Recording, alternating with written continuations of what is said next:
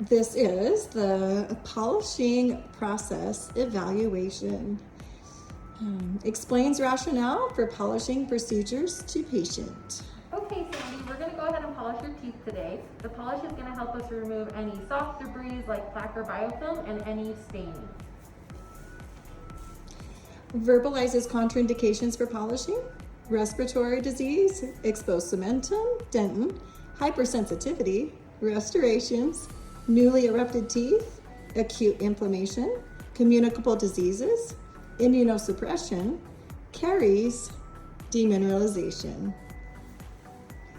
Obtains proper armamentarium, including the appropriate polishing agent indicated by the patient's needs.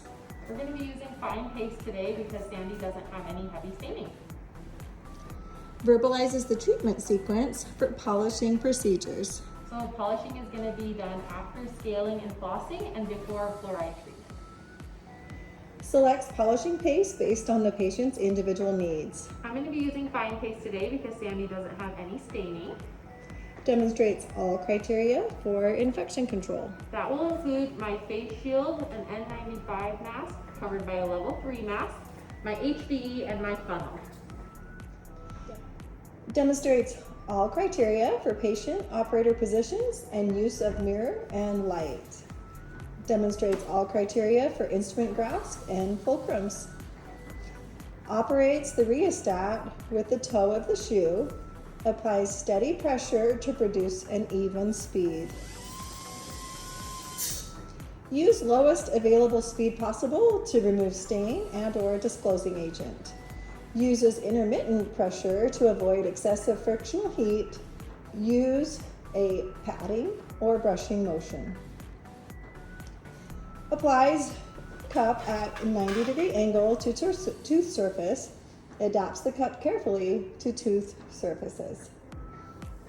Activate the handpiece just before touching the tooth surface with paintbrush stroke in coronal direction towards the occlusal incisal surface. Begin at the distal or mesiocervical margin and apply cup to tooth surface only 1 to 2 seconds before moving to a new area of the tooth using the two-stroke method.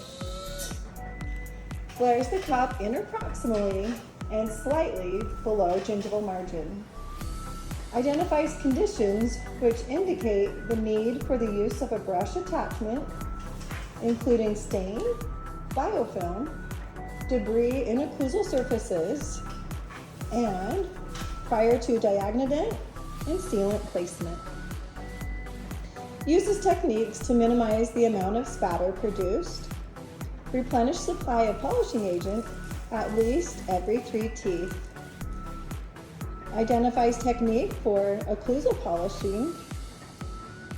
Angle brush in a variety of directions to polish the occlusal surface. Evaluates effectiveness of stain removal procedures. Demonstrates to the patient recommended flossing techniques. Flosses all interproximal surfaces using controlled motions.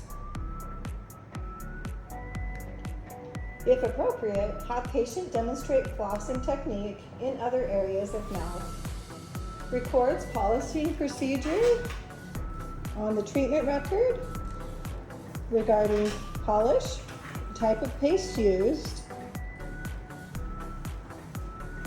and any significant treatment info.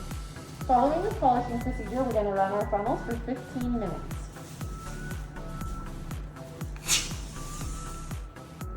Place handpiece in sterilization pouch. Carefully seal. Show to the CI to check for gasket. Have them sign the bag. Place into sterilization bin. Handpieces never go in the washers. Sterilization teams should run autoclaves immediately following clinic with handpieces and ultrasonic tips. Okay, today we're going to show you our two-stroke polishing technique. We're going to start in the interproximal area. You're going to flare your cup, meaning you're going to splay it out just slightly under the gingival margin. You're going to start with 1 stroke down, and then one stroke around the gingival margin. Go to your next tooth, flare your cup, one stroke down, one stroke around the gingival margin. Now we're going to show you how that looks with our rheostat activated. So you're going to start with the tip activated off the tooth, get the right speed, and you're going to place it on the tooth, slightly flare, one stroke down, one stroke around the gingival margin. Okay, we're going to show you how this is going to look in real speed.